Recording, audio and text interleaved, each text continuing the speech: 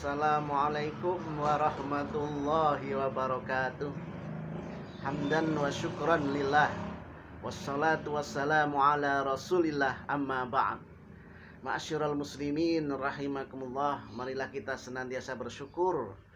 Keadaan apapun yang ada pada diri kita, marilah kita bersyukur kepada Allah subhanahu wa ta'ala. Karena dengan bersyukur, Allah akan menambah dengan nikmat-nikmatnya yang lain.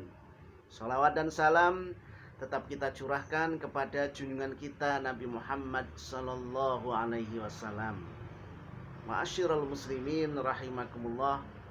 Tidak serasa baru kemarin kita memulai Ramadan. Kita memulai ibadah Ramadan tahun ini. Sekarang kita sudah berada di pertengahan Ramadan. Begitu cepat berlajunya waktu.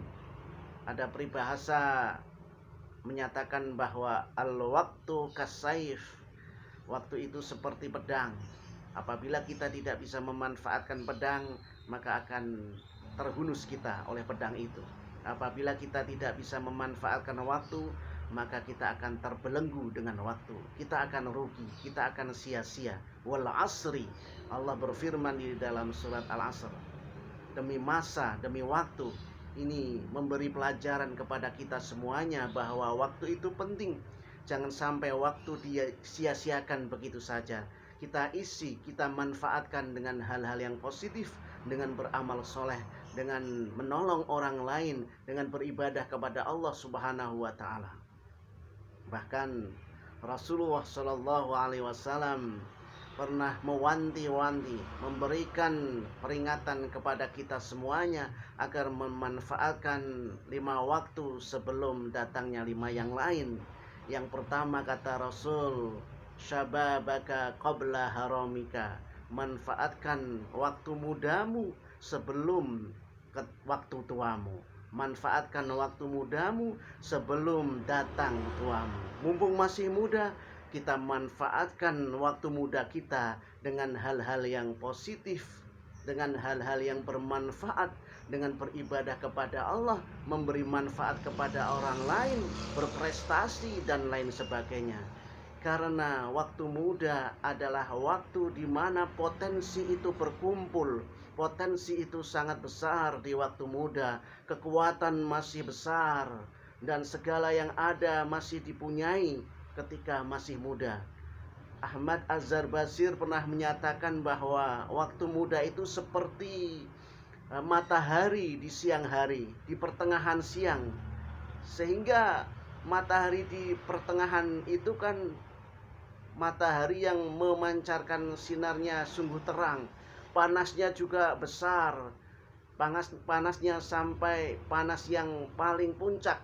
Sehingga panas itu harus atau banyak dimanfaatkan oleh orang lain untuk berjemur, untuk energi matahari dan lain sebagainya. Ini pula yang membuktikan bahwa pemuda itu memiliki potensi seperti potensi matahari di siang hari, begitu besar, begitu ditunggu-tunggu potensi pemuda ini oleh masyarakat, oleh orang banyak, oleh orang-orang tua, oleh keluarga, bahkan oleh dirinya sendiri. Oleh karena itu masa muda harus dimanfaatkan dengan baik, memiliki potensi besar sebelum datang tua. Karena ketika tua sudah datang, energinya sudah meredup, tidak sepanas matahari di siang hari. Matahari ketika mau tenggelam sudah tidak sepanas seperti matahari ketika siang hari.